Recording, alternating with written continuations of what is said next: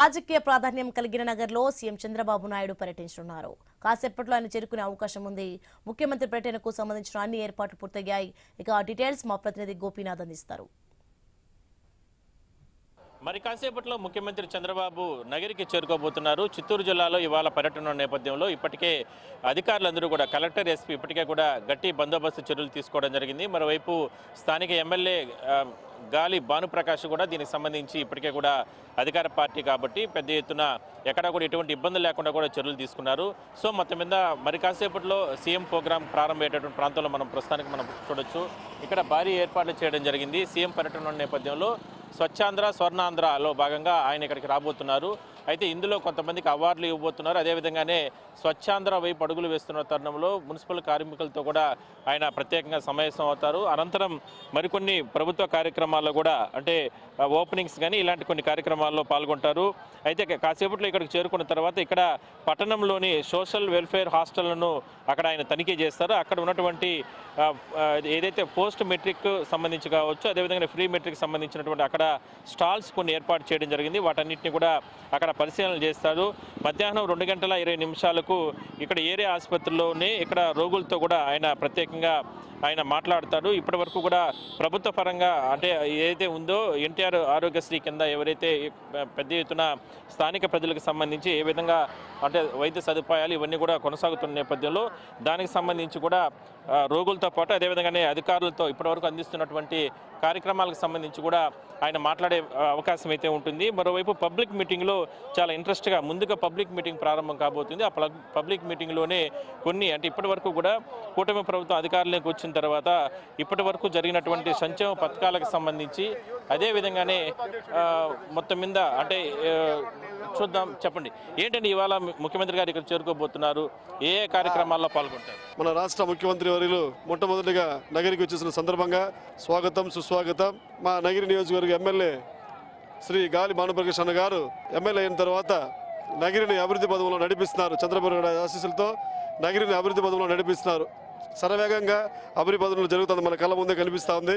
శరవేగంగా జరుగుతూ ఉంది. కానీ చంద్రబాబు నాయుడు ఆశీర్వాదం ఉంటే మా బాలన్న గారి కష్టానికి తగినట్టుగా ఇంకా అభివృద్ధి జరగాలని కోరుకుంటూ ఇంకా ఈ నగరంలో ఉన్న సమస్యలంతా కూడా మా బాలన్న గారు సీఎం దృష్టికి తీసుకెళ్లి పరిష్కరించాలని ఆశిస్తున్నాం సార్.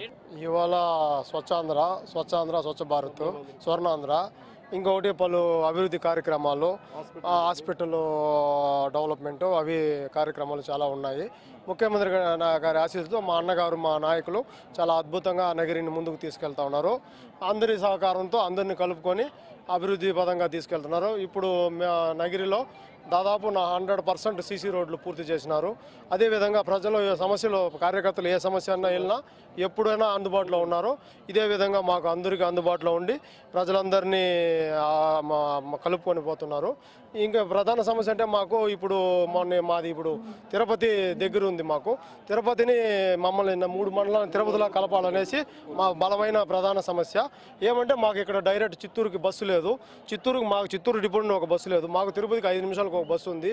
మాకు చిత్తూరుకు పోవడానికి చాలా ఇబ్బందిగా ఉంది. మా ప్రజలందరూ ఇది ముఖ్యమంత్రి గారు మాకు అబద్ధ హామీ ఇచ్చినారు. మా అన్నగారు అప్పుడే దృష్టికి తీసుకెళ్లి కలుపుతామని చెప్పి మళ్ళీ ఏదో మండలాలు తగ్గిపోతుందని చెప్పినారు. ఇప్పుడు ప్రధాన సమస్య అంటే అన్నగారు దాన్ని మాట్లాడి చేస్తామని చెప్పుంటారు. అదే మా ప్రధాన సమస్య.